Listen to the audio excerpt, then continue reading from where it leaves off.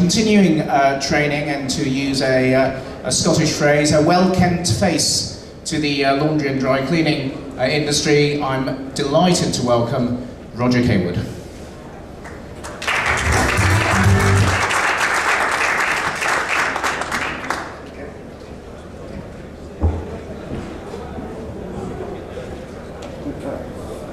Afternoon, ladies and gentlemen. Nice to see you all here today. Some of you I know, some of you I don't. For those of you who not met me before, I've worked in this industry for over 55 years now, I think it is, and I've been actively involved in training for just over 40 years. In all that time, I still haven't learned everything there is to know in our industry. I'm still learning every day. It's a challenging industry, and that's why I find it so fascinating. So, not got a lot of time to spend today, so let's get on with the subject of training. Sorry. So, I run a small training business myself, STML Consultancy and Training, and hopefully we train for your prosperity. So I'm going to talk to you today about dry cleaning training, learning through the senses, effective staff training.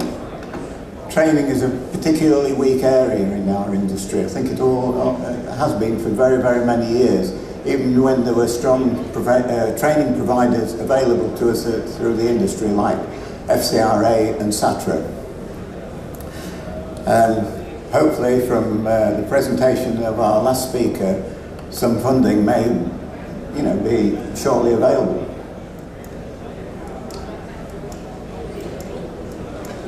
So, who does the training? If you're a small business, this is a major problem for you. And funding the cost of training, you might find prohibitive.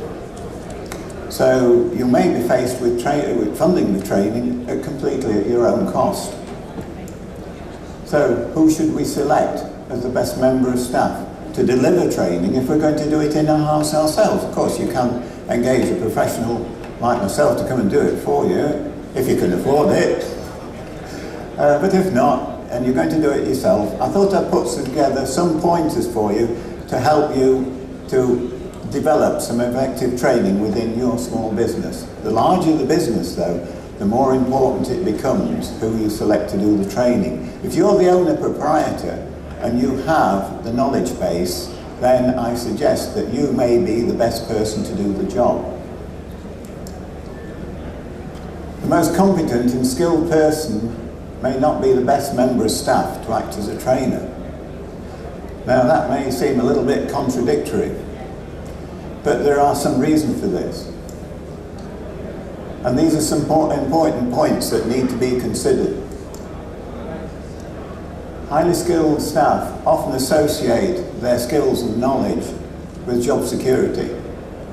You may not be aware of this and the feelings of the individual members of staff, but it will inhibit them, if they do feel like this, against passing on their knowledge.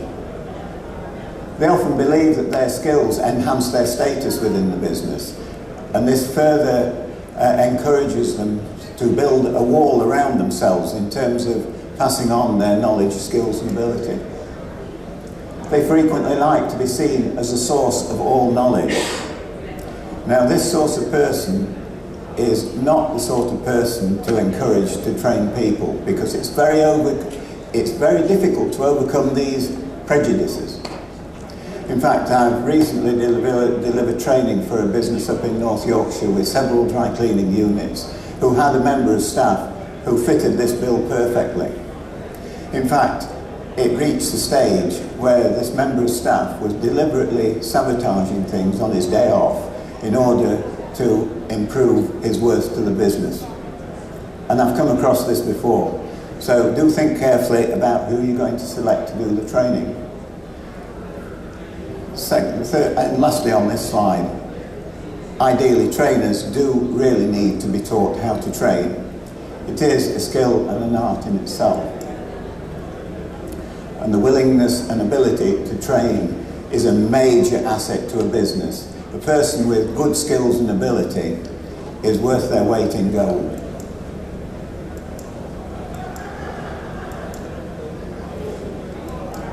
So, how do people learn? And it's very important for us if we're training to understand how people learn. So knowledge and skills are acquired through our senses. So, our first sense is sight. And around 75% of what we learn is gained through our sense of vision. It's quite surprising, isn't it? Around 13% of what we learn is learned through our sense of hearing. Basically, what it boils down to is this. I see, I remember, but I hear and forget. And then we come to touch. And of course, touch is very important to us in our business because, for example, pressing or ironing is a very tactile process. And then we have odour, which of course is invaluable to us in terms of stain removal. Sometimes not a very pleasant experience in our industry. And then taste. 3 together come to about 12%. Now, for those of you that wish to engage in taste, well, I won't be joining you in terms of, say, identifying stains. But in certain industries, of course, taste will be very important. For example, in the restaurant business. And also odour as well. So, number 4, verbal communication, as some of you will already know, is a particularly unreliable form of communication. I remember on the laundry management course that we used to run at FCRA, we used to do a little exercise where a written message was read out to a member of staff, and then it was passed 4 members of staff down the line, and it usually resulted in a lot of hilarity because by the time it reached the 4th member of staff, the message was completely unrecognisable. So do remember, if you want to communicate something effectively in your business, to eliminate error, important communications should be written. So, how to train? Bear in mind the following. Staff often find learning difficult, particularly in our industry when they may have been out of full-time education for a long time. Trainees are often nervous. Try and put them at ease. Fear, genuine fear, particularly if they've had poor learning experiences at school. They may be extremely nervous, and you as a trainer may not be aware of that at all. And that, if they are frightened and nervous, that will definitely inhibit their ability to learn. Will I be able to cope? These are the sort of fears that people have. Then, plan your training session. Include a little bit of theory. I would say in our industry, about 30% of what we need to know is theory, and the rest of it, 70% practical information. But a little bit of theory is really, really important. It is very important for staff to know why.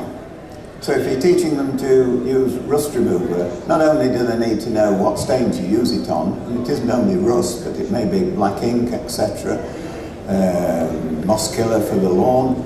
Not only do they need to know what stains to use it on, but they need to know which ones they shouldn't use it on and why. And for example, they certainly need to know why you shouldn't use it on metallic threads. In other words, tell, show and illustrate. Split sessions into manageable chunks. Don't try and include too much information on one particular session. Only deliver sufficient information that you believe the trainee can assimilate. Short-term memory. Remember this. Most of us can retain about 5 separate bits of information in our short-term memory. Some of us even less. If you're fortunate, you may have photographic memory and be able to retain a vast amount of information, but typically people can retain 5 to 7 bits. Bear that in mind. The secret of a good trainer is transferring these 5 bits from the short-term memory into the long-term. Develop key points. These are very important. Health and safety. is always a key point.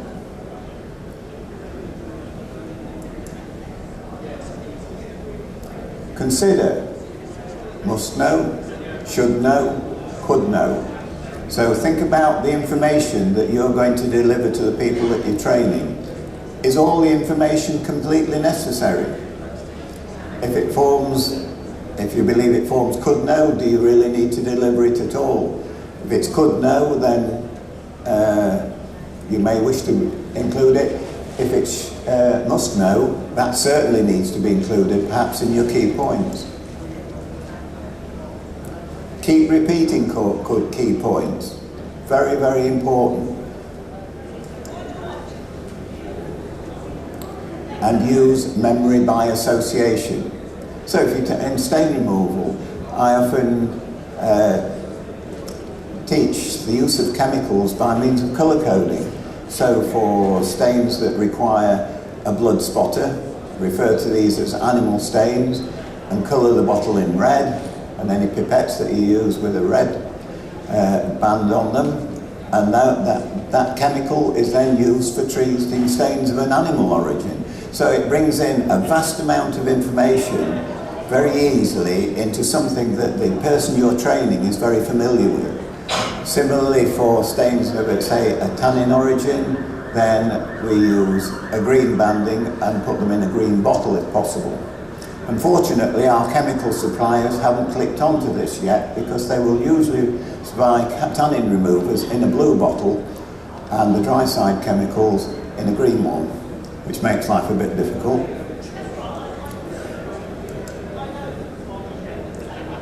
Finally, keep checking that information has been retained, and particularly that key points have been retained. I hope you've enjoyed my short talk this afternoon. If any of you have any questions later on, I shall be on the guild stand, and I'll be pleased to talk to you about anything you wish to discuss.